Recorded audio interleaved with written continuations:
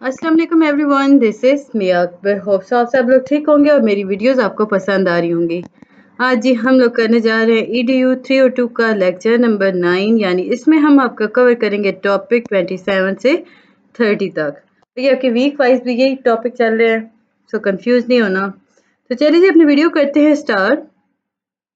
Lecture 27 है आपके पास adulthood stage. तो आज हम देखेंगे कि अडल्टहुड स्टेज के अंदर किस किस ने कितना काम किया और किस तरह उसकी थ्योरीज फेमस हुई। सबसे पहले आपके पास आता है जी रॉबर्ट का हर्स्ट लिस्ट। अब इसमें मेजर टास्क उसने क्या क्रिएट किए थे मिडिल ईयर के अकॉर्डिंग। तो इस स्टेज के अंदर उसने बताया था कि ये वो स्टेज होती है जब साइकोलॉजिकल चेंजेस आ रही होती है, जैसे मेनोपॉज हो गया। अब इसमें बच्चा जो होता है वो एडजस्ट कर रहा होता है, एक्सेप्ट कर रहा होता है, सेटिस्फेक्शन इसमें बच्चे क्रिएट हो रही होती है, वो मेंटेन करना सीख रहा होता है। लाइक एडजस्ट कब वगैरह होता है, वो पॉसिबली केयर कर रहा होता है अपने पेरेंट्स की जो बुढ़ापे की तरफ से जा रहे होते हैं।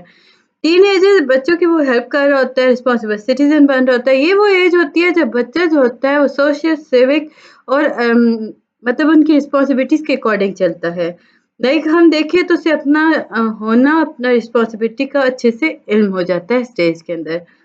अब देखिए फर्दर इसमें इम्पोर्टेंट मिडिल अडल्टहुड पीरियड के अंदर बताया गया था कि ये जो होता है ये फिजिकल एबिलिटीज का डिक्लाइन, ग्रेजुएट डिक्लाइन हो रहा होता है। अब इसमें हो क्या होता है कि आपकी फिजिकल हेल्थ स्टेमिना इंक्रीज भी हो रहा होता है और डिक्लाइन भी हो रहा होता है मुख्तलिफ नेचर्स के अकॉर्डिंग।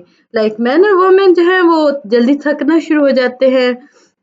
ये वो टाइम होता है जब लोग स्ट्रेस को एक्सपीरियंस कर रहे होते हैं। क्यों? क्योंकि उन पर डबल रिस्पॉन्सिबिलिटी आ रही होती है। एक तो वो खुद बड़े हो रहे हैं और दूसरा वो अपने पेरेंट्स का ख्याल कर रहे हैं। तो वो ये दो रिस्पॉन्सिबिलिटीज की वजह से बच्चा जो होता है वो थकना स्टार्ट हो जाता है। जैसे हम कहें तो वुमेन्स जो होती हैं वो एक्सपीरियंस करती है हार्मोनल चेंज, जिनके नतीजे में वो loss of ability to reproduce. Like हम देखें तो मेनोपॉज उसे कहा जाता है। बहुत सारे साइकोलॉजिकल इंटरेक्शन चेंजेस ऐसी होती हैं जो मिडिल एज के अंदर आती हैं। ये वो एज होता है कि ये वो पीरियड होता है जिसमें औरतें जो होती हैं वो असर्टिवनेस की तरफ जाती हैं और मर्द जो होते हैं वो नर्सिंग की तरफ जाते हैं। इसके बाद आपके पास आता है लेट अडल्टहुड, यानी ओल्ड एज की तरफ हम बात करेंगे। कुछ लोग जो होते हैं ना वो डिप्रेशन का शिकार हो जाते हैं मिडिल एज के अंदर। अब हुआ क्या कि मिडिल उनकी एज जा रही है, बहुत सारे क्राइसिस ऐसे हो जाते हैं लाइफ के अंदर। लाइक बच्चा उसके फादर की डेथ हो गई या उसके सेपरेशन हो गई। तो ये ऐसी चीज होती है जिनकी वजह से बच्चा जो होता है वो सफर करता है डिप्रेशन का। Physical characteristics of adulthood stage देखें तो अडल्टहुड स्टेज के 3 स्टेजेस हैं जी। फर्स्ट स्टेज क्या है? Early adulthood, second is middle adulthood and third one is late adulthood.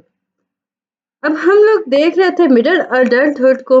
इसमें हम फर्दर देखें तो ये वो पीरियड होता है जब अडल्ट जो होता है वो अपनी ज़िंदगी के इम्पोर्टेंट डिसीजन लेता है। लाइक उसे क्या कैरियर में उसने आगे क्या लेके चलना है, फ्रेंड्स किस तरह के रखने हैं, रहना कैसे है। लाइक इस तरह की चीज़ हो रही होती है। मिडिल अडल्टहुड पीरियड जो होता है ये आपको एक्सप्लेन करता है कि आप ग्रेजुअली डिक्लाइन कर रहे हैं अपनी फिजिकल एबिलिटीज को।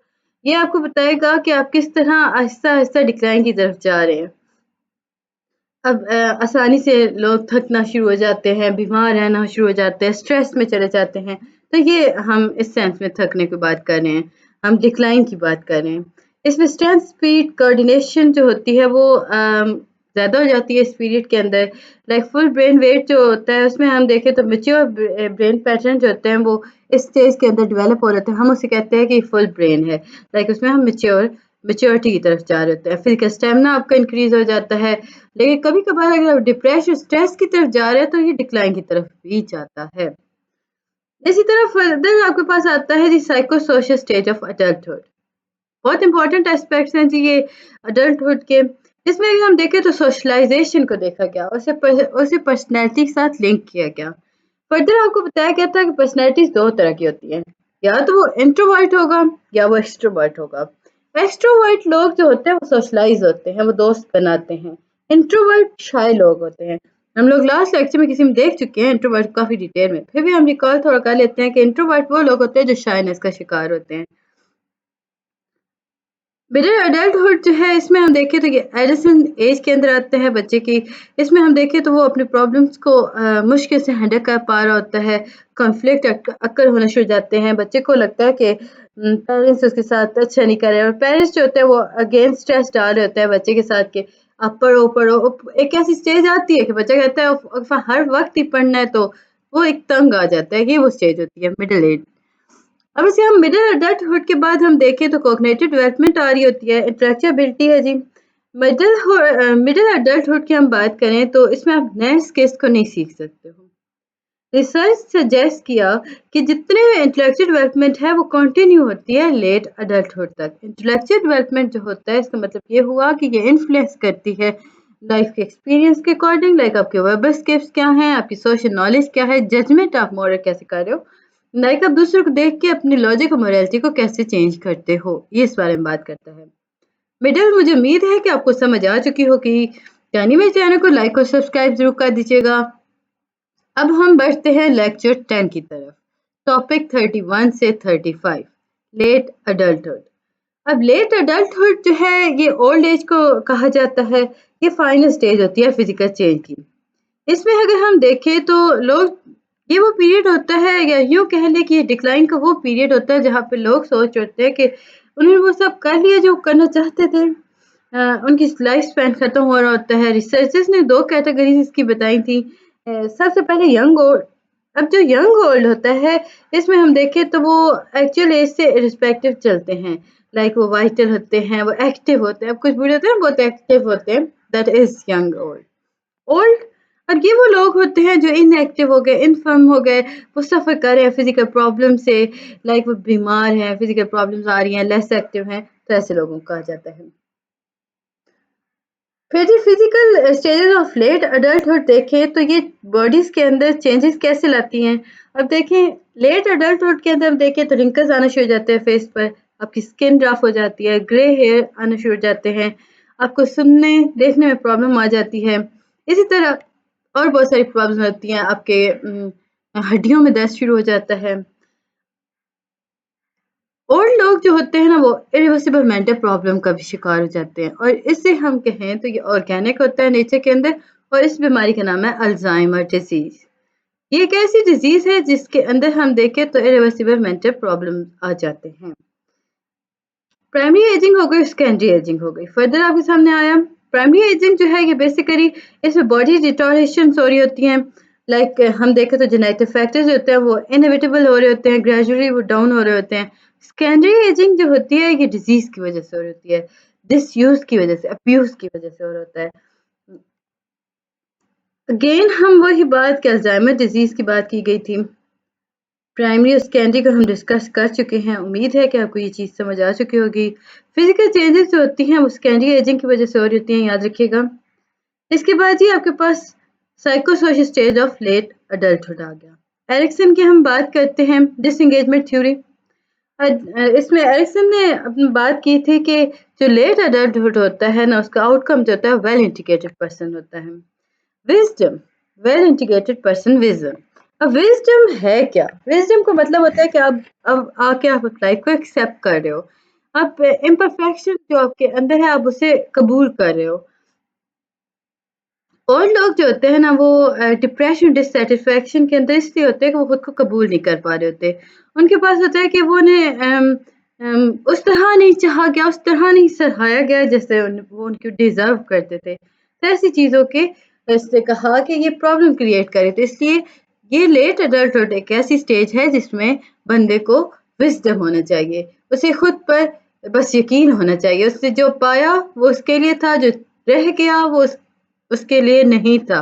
तो ये बात उसे माननी होगी, सिंपल सी बात है। हाँ, मतलब उसका पूरे पैराग्राफ का मेन पॉइंट था। एजिंग क्या है? एजिंग बेसिकली एक ऐसा प्रोसेस है जिसके अंदर आप ओल्ड होते हो, बूढ़े हो रहे होते हो। इसमें 2 तरह की आ जाती हैं, एक्टिविटी थ्योरी आ गई और डिसएंगेजमेंट थ्योरी आ गई। अब हम डिटेल में देखेंगे कि इन थ्योरीज में बात क्या हुई थी। एक्टिविटी थ्योरी जो होती है ये रिलेशनशिप को डिस्क्राइब करती है। अब ये रिलेशनशिप जो होता है ह्यूमन और उनके एक्टिवनेस की तरफ होता है। लाइक इसमें इस थ्योरी में हम बात करें कि जो लोग सक्सेसफुली खुद को बिजी रखते हैं मुख्तलिफ एक्टिविटीज़ के अंदर, वो एजिंग के इतने ज़्यादा असरात उन पर मरतकब नहीं होते।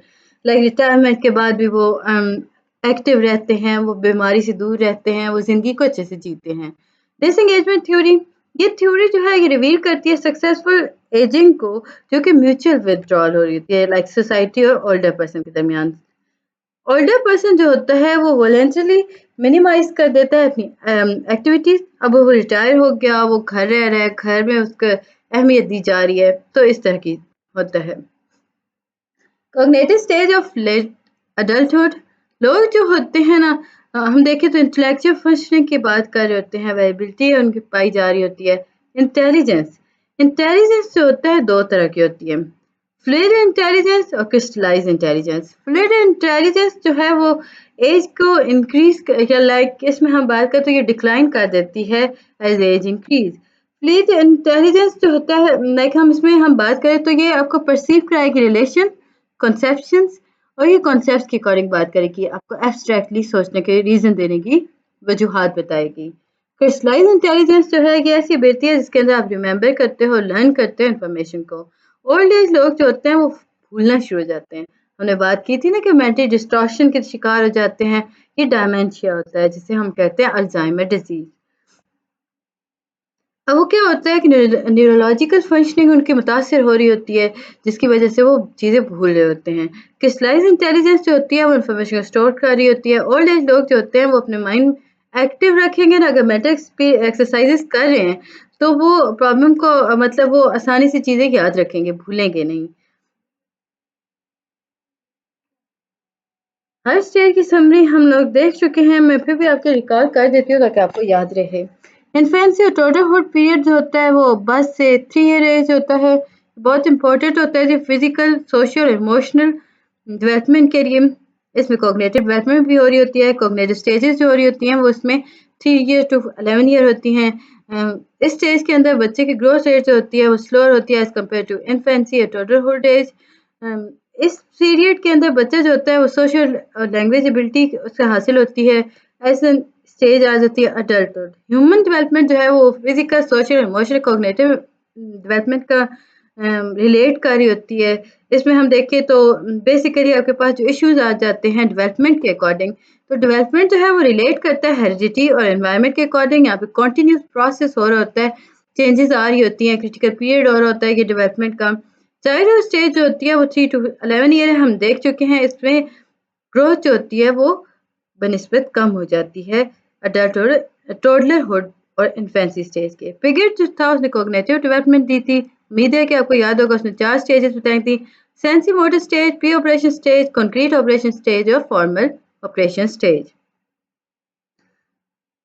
तो ये था जी लेक्चर 10। उम्मीद है कि आपको समझ में पसंद आया होगा। जल्दी से हम लेक्चर 11 को भी देख लेते हैं, topic 36 to 39, theories of human development, concept of theory. ये बेसिकली एक ऐसा सिस्टम है जहाँ पे आइडियाज होते हैं वो जनरेट किए जाते हैं ताकि उन आइडियाज की मदद से आप एक्सप्लेन कर सको किसी भी फिनोमेना को, किसी भी चीज़ को, जो कि जनरल प्रिंसिपल इंडिपेंडेंट हो। लाइक उसमें हम देखें तो वो बेस करती हो जनरल प्रिंसिपल्स पर, जो कि चीज़ों को आसानी से इंडिपेंडेंटली डिफाइन कर सके, तो हम इसे थ्योरी कहते हैं। थ्योरी बेसिकली साइंटिफिक एक प्रोसेस होता है जिसके अंदर आप आसान मैं आपको बताने वाली हूँ। इसके अंदर आप क्या करते हो कि आपको गाइडलाइन प्रोवाइड की जा रही होती हैं, आप हर चीज़ को देखते हो, उस पे हाइपोथेसिस उसका होता है, उसका टेस्ट करते हो, ऑब्जर्व करते हो, देन उसे एक्सपेरिमेंट करते हो, देन आप देखते हो उसके नतीजा क्या निकला, तो उस नतीजे के बिहाफ पे आप थ्योरी डेवलप करते हो। आपके पास बेसिकली यहाँ पे 3 थ्योरीज थी, behaviourism theory, cognitive theory, humanistic theory. हम इन थ्योरीज को भी देखते जाएंगे। अब थ्योरी क्या करती है, ये आपकी गाइड करती है, आपको हेल्प कराती है रिसर्च के अकॉर्डिंग। रिसर्चर्स जो होते हैं वो ब्लूप्रिंट को लेके चलते हैं। इसमें हम देखें तो मुख्तलिफ स्टडीज़ को भी लाइक ये आपकी हेल्प करती है, मुख्तलिफ स्टडीज़ को देखते में आपको बताती है कि किस डायरेक्शन में आपने अपनी रिसर्च को लेके चलना है, इस पे कितनी रिसर्च हुई, इस पे कितनी बात हुई, हर चीज़ बताई जा रही होती है। अब जी सिगमंड फ्रॉइड की साइकोसेक्सुअल थ्योरी, फ्रॉइड ने एक्सप्लेन किया था जी, ये बेसिकली फ्रेड है। फ्रेड ने एक्सप्लेन किया था जो पर्सनैलिटी है वो मोटिवेट होती है इनर फोर्सेस की वजह से। इसमें देखिए तो लिटिल अवेयरनेस होती है इंसान को अपने बारे में, जिस पर से कोई कंट्रोल नहीं हो रहा था। कॉन्सेप्ट्स अगर इसमें देखें तो इंस्टेंसिक और उसने कहा था कि जब आपको अर्जेस होना शुरू हो जाती हैं तो आप इंस्टेंसिक मूव करते हो। ये जो बिहेवियर होता है कि आपको बिहेवियर को अनकॉन्शियस की तरफ लेके चलता है। इसी को हम थोड़ा डिटेल में देख लेते हैं। साइको एनालिटिकल थ्योरी जो है ये सिगमंड फ्रॉइड ने दी थी। फ्रॉइड जो था वो इन्फ्लुएंशियल फिगर है जी अपने एरा के अंदर। इसने बहुत सारी डेवलपमेंट की थी। इसने साइकोपैथोलॉजी के अंदर काफ़ी काम किया। इसने साइकेट्री के अंदर बहुत ज़्यादा वर्क किया। लाइक बिहेवियरिज्म के अकॉर्डिंग बात की स्कूल ऑफ थॉट इसका बिहेवियरिज्म के अकॉर्डिंग था 1950s के अकॉर्डिंग बात हम कर रहे हैं। इसमें assumptions जो थी वो पर्सनैलिटी को उसने बताया था कि ये फर्स्ट फ्यू ईयर्स में पर्सनैलिटी जो होती है वो डेवलप होना स्टार्ट हो जाती है। पेरेंट्स और दूसरे केयर गिवर जो होते हैं वो इंटरेक्ट करते हैं बच्चे के साथ लॉन्ग लास्टिंग इम्पैक्ट कर रहे होते हैं चिल्ड्रन के इमोशनल स्टेज पर। फिर जी फर्दर फ्रॉइड जो था उसने स्टिमुलेट किया था एनॉर्मस अमाउंट ऑफ रिसर्च उसने क्रिएट की थी जिसमें मुख्तलिफ आइडियाज़ थे। उसमें उसने एग्री किया था जी लाइक हम देखें तो उसने हर चीज़ को डेवलप किया उस पर वर्क किया उसमें एग्रीमेंट करवाए ताकि लोगों को पता चल सके कि फिजिकल और बायोलॉजिकल अर्जेस या सर्जेस हैं क्या, जैसे कि हंगर थर्स्ट सेक्सुअल डिजायर्स हो गई। पार्ट ऑफ साइकोसेक्सुअल थ्योरी अगर हम देखें तो इसने कैटेगराइज किया था स्ट्रक्चर ऑफ पर्सनैलिटी को दो हिस्सों में। Topographical aspects of mind, second one है डायनामिक एस्पेक्ट्स ऑफ माइंड। अब देखिए डायनामिक एस्पेक्ट्स ऑफ माइंड की अगर हम बात करते हैं तो इसमें टोपोग्राफिकल एस्पेक्ट्स ऑफ माइंड भी आपके सामने आ जाता है दैट फ्रॉइड ने बात की। उसे डिवाइड किया था माइंड को 3 लेवल पर, कॉन्शियस, प्री कॉन्शियस, सबकॉन्शियस उसे कहा जाता है और अनकॉन्शियस। डायनामिक एस्पेक्ट्स में देखें तो आईडी प्रिमिटिव पार्ट है पर्सनैलिटी का। आईडी आईडी जो है वो कम्प्लीटली अमोरल पार्ट होती है पर्सनैलिटी का और ये बर्थ एग्जिस्ट करती है। इसमें अगर हम बात करते हैं फ्रॉइड की तो वो फ्रॉइड थ्योरी जो था उसने सजेस्ट किया था कि बच्चा जब पैदा होता है तो इनबॉर्न उसके पास आईडी होती है। इस रिस्पॉन्ड करता है बायोलॉजिकल अर्जेस को, इसमें उसे कोई पॉज नहीं हो रहा था। अब देखिए अगर वो खुश महसूस करे वो चीज़ों को लेके आएगा। अब न्यू बॉर्न जो होता है वो कंप्लीट आईडी होता है। अब देखिए उस बच्चे ने देखा कि उसे भूख लगी है वो रोएगा, उसे खाना मिलेगा, सो उसने खुशी महसूस हुई तो ये उसकी आईडी कहलाई सिगमेंट के अकॉर्डिंग। मॉरल वैल्यूज और कॉन्शियस जो होते हैं वो सुपर ईगो की बात करते हैं। इसमें अगर हम देखें तो ईगो जो है ये बेसिकली एक ऐसा प्रोसेस है जो आईडी को ज़्यादा इन्हांस करता है, उसे ज़्यादा डिटेल में लेके चलता है। सुपर ईगो जो होता है ये सोसाइटी डिमांड के अकॉर्डिंग चलता है। इसमें डेवलप होती है जी सेंस ऑफ गिल्ट। ईगो जो होता है वो इंटरेक्शन जब आप दूसरे से करते हो ना तो उस दौरान आपके डेवलपमेंट में आता है। लॉजिक इसमें बात हो रही होती है। इसमें हम डिले कर रहे होते हैं ग्रेटिफिकेशंस को, जिसमें हम उस अर्जिस को मैनेज करना सीख रहे होते हैं। अब बच्चा है, भूखा है, वो रोएगा और ये आईडी थी। लेकिन जैसे-जैसे वो बड़ा हुआ उसे पता चला कि टाइम पे खाना है। सो वो कंट्रोल कर रहा है ना अपनी भूख को, तो वो ईगो थी। अब सुपर ईगो जो है ये बेसिकली आईडी के दरमियान का एक हिस्सा है। इसमें लॉजिक और रियलिटी आ जाती है। सुपर ईगो जो है वो सोसाइटी डिमांड के अकॉर्डिंग चलता है। इसमें वैल्यूज, मॉरल, कॉन्शियस पार्ट आ रहा होता है और ये सारा कुछ आपकी पर्सनैलिटी को डेवलप कर रहा होता है। अब स्टेजेस देखें तो आपके पास बेसिकली आई स्टेजेस में ओरल स्टेज आई जो बर्थ से 18 मंथ थी। इसमें ओरल सकिंग आ गई, ओरल बाइटिंग आ गई। सेकेंड स्टेज थी एनल स्टेज जो 12 से 18 मंथ हुई। इसमें एनल एक्सप्लोसिव आ गया, रिटेंशन आ गई। फेलिक स्टेज 3 to 5 ईयर था, 3 to 5 to 6 ईयर था। लेटेंसी स्टेज जो है 5 to 6 ईयर है। देन एडल्सेंस की तरफ जाता है। जेनिटल स्टेज जो है वो एडल्सेंस से अडल्टहुड की तरफ जाता है। अगेन वही चीज़ें जो अभी हम काफ़ी डिटेल में देख चुके हैं तो डिस्कस हो रही है। लेटेंसी नई चीज़ थी। लेटेंसी जो है ये बेसिकली मिडिल चाइल्डहुड के अंदर डेवलप हो रही होती है। इसमें बच्चा जो होता है वो उसकी अर्जेस जो होती हैं वो डाउनफॉल की तरफ जाती हैं। फ्रेंडशिप जो होती है फोकस हो जाती है। ईगो और सुपर ईगो जो है वो रिफाइन करता है बच्चे को किस तरह उसने कोऑपरेट करना, नेगोशिएट करना है दूसरों के साथ। जेनिटल स्टेज बेसिकली ये पुबर्टी स्टेज होती है। यहाँ पे कंटिन्यू ये करती है जी अडल्टहुड के अंदर। अब प्री ऑक्यूपेशन जो है वो ये लाइक इसमें हम देखें तो रिप्रोडक्शन और सेक्स की तरफ मूव कर चुका है। उम्मीद है कि आपको ये चीज़ समझ और पसंद आई होंगी। मिलते हैं नेक्स्ट वीडियो में, तब तक के लिए अल्लाह हाफिज़।